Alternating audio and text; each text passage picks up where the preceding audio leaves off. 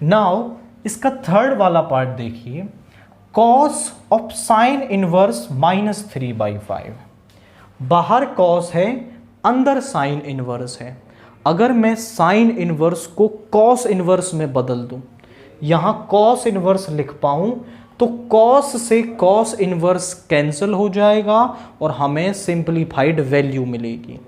तो इसको हम कन्वर्ट करेंगे। आप हमें से मान लेंगे let this sine inverse of -3/5 is equal to theta. अब जो साइन इनवर्स को सॉल्व करने पर वैल्यू है वो कहाँ होती है, या फिर मैं कहूँ कि साइन इनवर्स की प्रिंसिपल वैल्यू क्या होती है, तो आप बोलोगे कि वेयर जो थीटा है वो कहाँ से कहाँ हो सकता है, थीटा बिलोंग्स टू -π/2 π/2, इसके बीच में आपका थीटा होगा। साइन इनवर्स को यहां ले आओ, sine theta is equal to -3/5।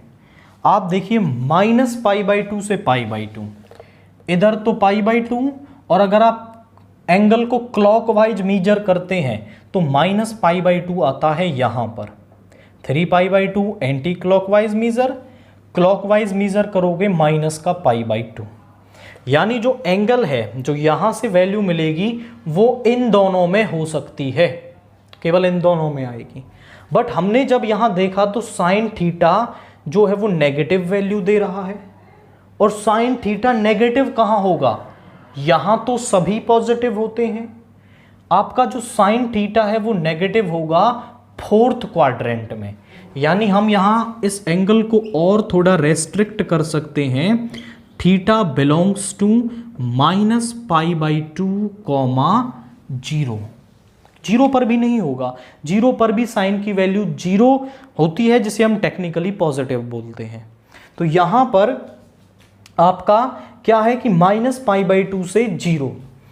अब थीटा को हमने और रेस्ट्रिक्ट कर दिया। अब हम निकालते हैं कॉस थीटा की वैल्यू, तभी तो कॉस इनवर्स में कन्वर्ट कर पाएंगे।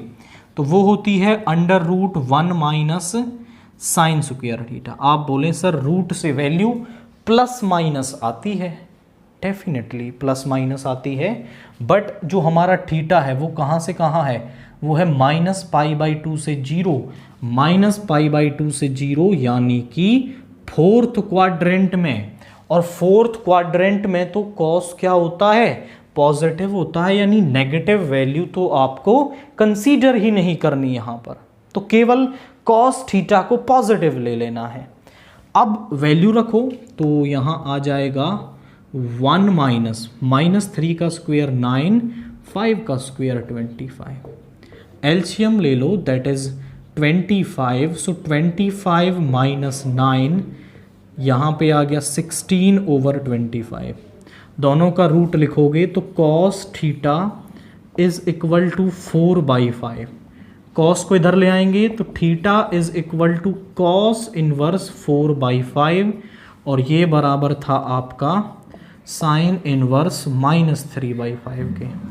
यानी साइन इनवर्स ऑफ -3/5 की जगह आप क्या लिख सकते हो, कॉस इनवर्स ऑफ 4/5 लिख सकते हो। तो पुट कर दो यहां पर वैल्यू। सो विच इंप्लाइज कि cos of cos inverse 4/5, cos से कॉस इनवर्स कैंसिल हो गया, वैल्यू हमारे पास आ गई 4/5।